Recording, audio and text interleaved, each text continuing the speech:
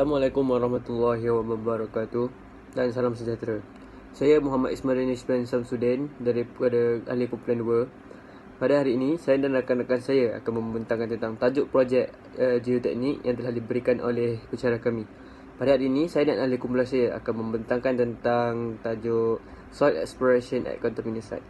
Oleh itu, saya dan ahli kumpulan saya yang lain akan membentangkan tajuk yang telah diberikan ini dan telah menyiapkan dengan secara berhemah.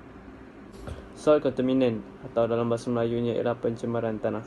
Pencemaran tanah boleh berlaku bila hasil daripada bahan-bahan kimia manusia itu sendiri ataupun berlakunya perubahan bentuk pemindahan tanah yang berlaku secara semula jadi.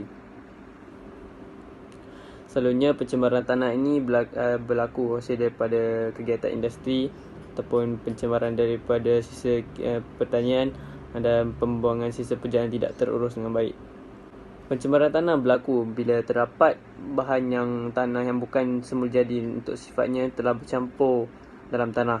Ini akan menyebabkan ia terjadi tercemar. Hal ini ataupun ia berlaku hasil daripada aktiviti manusia yang telah menggabungkan dan mengeksploitasi tanah dan mengubah dia punya persekitaran. Pencemaran tanah berlaku hasil daripada aktiviti seperti pertumpahan minyak, pelombongan serta kerja-kerja pembinaan, berlakunya hujan asid. Tujuan kajian ini dijalankan untuk mengkaji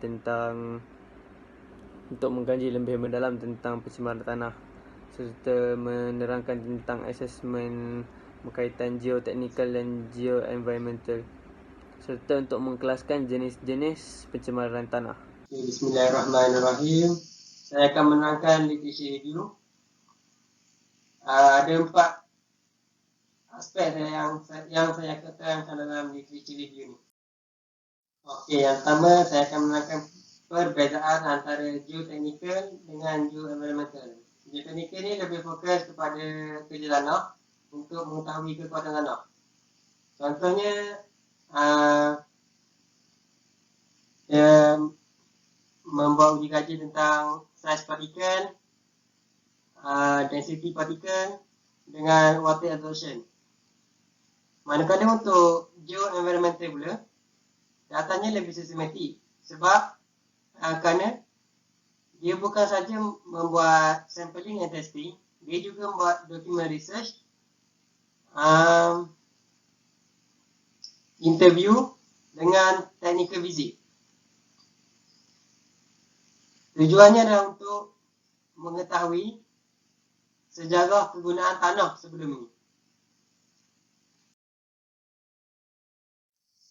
Okey, untuk pencemaran tanah yang biasa kita lihat adalah tempat pembuangan sampah, penangguhan sampah dan tempat pembuangan sisa bahan binaan. Selain itu, pencemaran juga datang daripada kilang ataupun industri. Sebabnya, kerana kilang dan industri ini biasanya mengeluarkan asap karbon dioksida, menyebabkan berlakunya hujan asid dan terus meresap ke tanah. Okey, untuk bahan pencemaran tanah ni terbagi berdua, organik dengan inorganik. Organik ni biasanya berlaku disebabkan oleh industri sewage ataupun bahan-bahan sisa makanan pun juga organik. Selain itu, bahan buangan untuk treatment tumbuhan juga sebagai dikategori dalam organik. Organic contaminant. Okey, untuk inorganic contaminant pula, dia disebabkan oleh food chain. Apabila berlaku panjang food chain tu, lebih banyak toksik yang dihasilkan. Selain itu, perebutan bangkai ni tentunya binatang yang telah mati lah. Juga bahan bangkai yang telah mati tu dikategori sebagai inorganic contaminant. Okey, untuk efek of contaminant soil, yang saya cakap tadi seperti minyak. Minyak ni memberi kesan kepada plastik limit dengan liquid limit.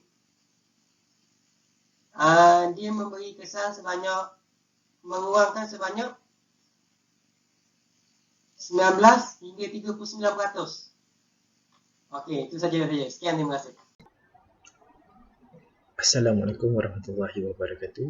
Saya Muhammad Badrul Amin bin Rosli. Hari ini saya akan menerangkan tentang metodologi. Okey, pencemaran tanah ini merupakan salah satu kebimbangan yang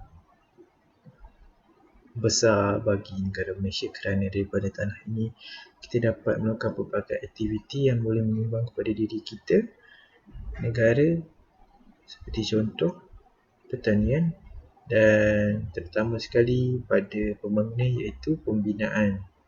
Okey, terdapat beberapa faktor yang boleh menyebabkan tanah ini menjadi tercemar ialah pembuangan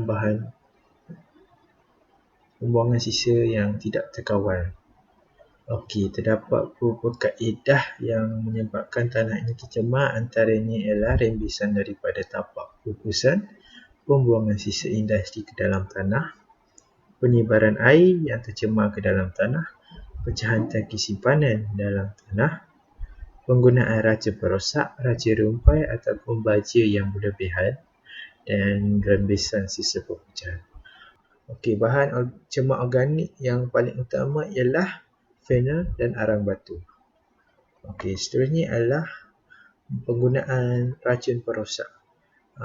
Racun perosak ni kita sering lihat digunakan untuk mengawal berjenis perosak pada masa kini. Racun perosak ni boleh memberi kesan buruk kepada mikroorganisma akibat pertumbuhan tanaman, akibat daripada kandungan bahan kimia yang dalam racun perosak tersebut yang boleh menyebabkan tanah itu sendiri cemar. Contoh racun perosak ialah racun perosak yang beracun, racun tumbuhan, racun kulat dan sebagainya digunakan untuk menghilangkan perosak seperti serangga, tumbuhan yang tidak diingini dan kudat yang tidak diingini. Okey, Assalamualaikum. Nama saya Nur Ashikin binti Muhammad Azhari dan hari ini saya akan menerangkan tentang result and discussion tentang topik kami soil exploration at contaminated sites. Okey, secara generalnya soil exploration at contaminated site ini memberi kesan kepada manusia, haiwan, tumbuhan dan juga microbes. Okey, seterusnya contaminated sites effects kepada soil pollution iaitu kepada 4 kategori iaitu pertanian, perindustrian, alam sekitar dan juga kawasan bandar. Okey, seterusnya sebagai discussion kami mengambil langkah untuk melakukan control of soil pollution kepada tanah-tanah yang telah tercemar dengan 5 metod yang kami jumpa, which is extraction and separation technique, thermal method, chemical method, reforesting dan juga microbial treatment method. Okey, akhir sekali sebagai langkah seterusnya juga kami mengambil langkah untuk memonitoring soil. Maksudnya adalah untuk mencegah ataupun mengurangkan pencemaran kepada tanah-tanah yang telah tercemar. Okey, jadi dekat sini apa yang kita perlukan untuk cadangan pemantauan tanah terbahagi kepada 4, iaitu menyiapkan cadangan pemantauan tanah, melaksanakan cadangan pemantauan tanah, membuat report untuk hasil yang tadi kita dapat dan juga melaksanakan rancangan pemantauan tanah berdasarkan data yang kita perolehi. Kesimpulannya, pencemaran tanah ini merupakan isu environmental yang sangat serius dan perlu diambil berat. Aktiviti ini yang telah menyebabkan tanah itu tercemar lah seperti kerja-kerja seperti pertanian yang tidak terkawal, pembuangan sisa-sisa dan aktiviti daripada construction site. Dan terdapat banyak lagi yang kerja-kerja yang melibatkan tanah juga menyumbang kepada berlakunya pencemaran tanah. Pencemaran tanah ini akan membahayakan tentang kesihatan orang di sekeliling apabila terdedah secara langsung kepada pencemaran tanah itu sendiri. Okey,